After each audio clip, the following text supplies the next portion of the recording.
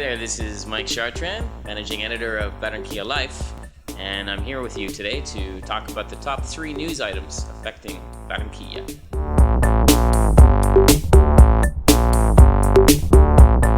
Barranquilla is the coldest city in Colombia, believe it or not. This is coming to us from Alma Solano, the District Secretary of Health. Well, in fact, she's talking about the air conditioning. As I'm sure you know, everybody here uses air conditioning. You go from your car to your house, to your office, to your car, to your house, and so on. The problem with air conditioning is that when you're outside with this humidity, it causes so much bacteria. And with the air conditioning and the hot and the cold, it screws with your nervous system. No, it doesn't screw with your nervous system. It screws with your immune system. And that can be a real challenge. The other big challenge going on right now is the heat wave in Barranquilla. As I'm sure everybody is aware, it's super hot. The authorities expect that the heat problem will continue for at least another 2 or 3 weeks, probably into early July, and the temperatures are expected to reach as high as 38 degrees. Now, that doesn't include the humidex. If you don't know what the humidex is, it's basically temperature plus humidity, and it makes it feel super nasty.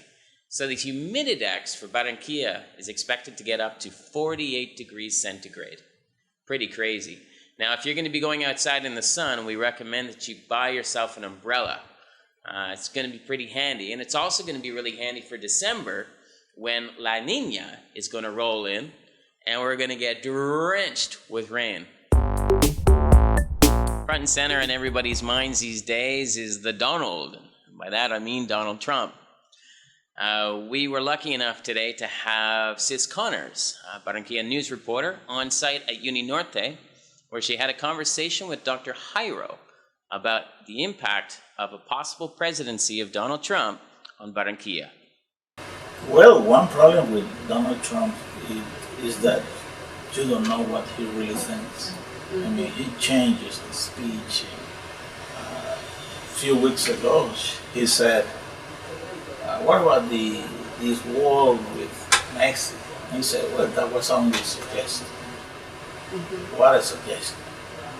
So the problem with this kind of populist candidates is that you never know what they really think and what they are going to do.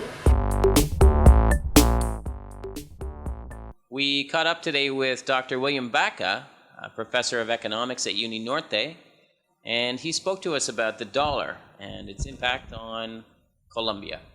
The higher dollar definitely will have a strong impact on our economy because we're talking about a country that is importing a lot of goods, and if the value of the dollar goes up, the value of the imports will go up, and somehow is an indirect way to create inflation. So with high prices, our purchasing power goes down. So definitely that's how we're going to feel.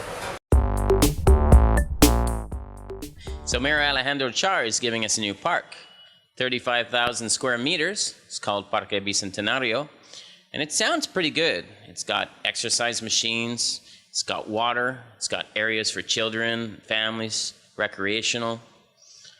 What it doesn't have is trees. Now, if you're from Barranquilla or if you've traveled here, you know that in the middle of the day it gets pretty hot. And if there are no trees, there's no green cover, you can't walk your dog, you can't walk your kids. It's no fun at all. Now, the World Health Organization has set in place parameters for minimums on green cover. The minimum is 9 square meters per person. That's 9 square meters per capita. Now, there are some very progressive cities in this world, for example, Stockholm, with 87 square meters per person. Following that is Amsterdam with 47 square meters. London, 27 square meters. Now, on the other side of the chart, in cities that don't have it so good, you could look at, for example, Tokyo has only 3 square meters.